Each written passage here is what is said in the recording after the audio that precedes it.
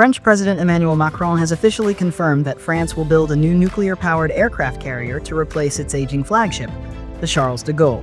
The announcement came during Macron's address to French troops stationed in Abu Dhabi, a symbolic location that underscores France's continued military presence and strategic interests beyond Europe.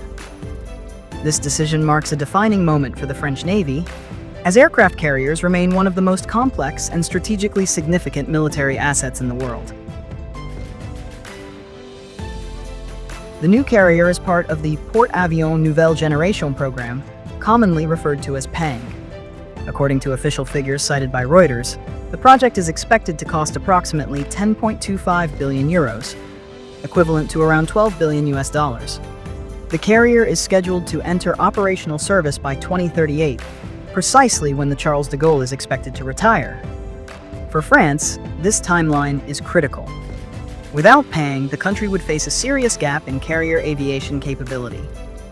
Macron has also emphasized that the program will strengthen France's industrial base, particularly small and medium-sized defense companies involved in nuclear propulsion, shipbuilding, electronics, and combat systems. The Charles de Gaulle entered service in 2001 and displaces around 42,000 tons. While it remains combat capable, its design reflects the technological limits of the 1990s.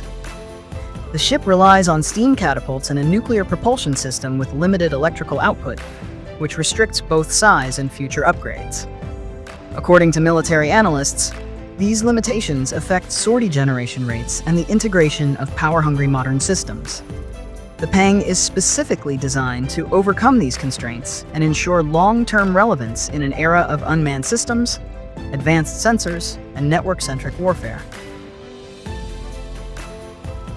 Defense outlet Naval News reports that the PANG will displace approximately 78,000 tons, making it nearly twice as large as the Charles de Gaulle. The ship will be about 310 meters long, with a beam of roughly 90 meters, placing it closer in scale to modern US and Chinese aircraft carriers than any previous European design. Key features include full ship-wide electrification, a single integrated island superstructure, 2 hangars, and deck-edge aircraft elevators. Most importantly, the carrier will use a 3-track electromagnetic aircraft launch system and an advanced arrestor gear recovery system. These technologies allow smoother launches, higher sortie rates, and compatibility with both crewed and unmanned combat aircraft, significantly future-proofing the platform.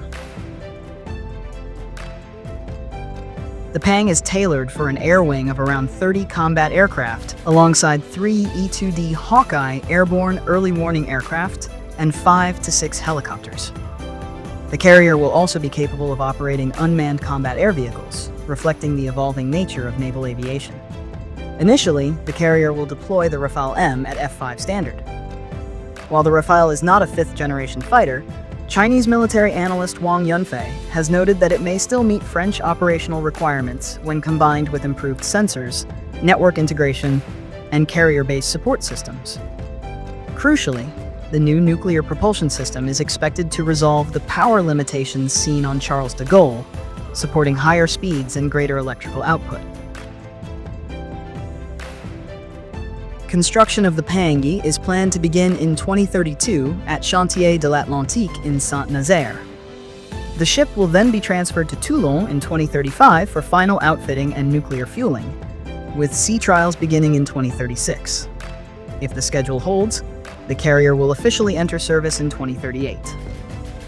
France has confirmed that the electromagnetic catapult systems will be procured from the United States, as domestic production would not align with cost and schedule requirements.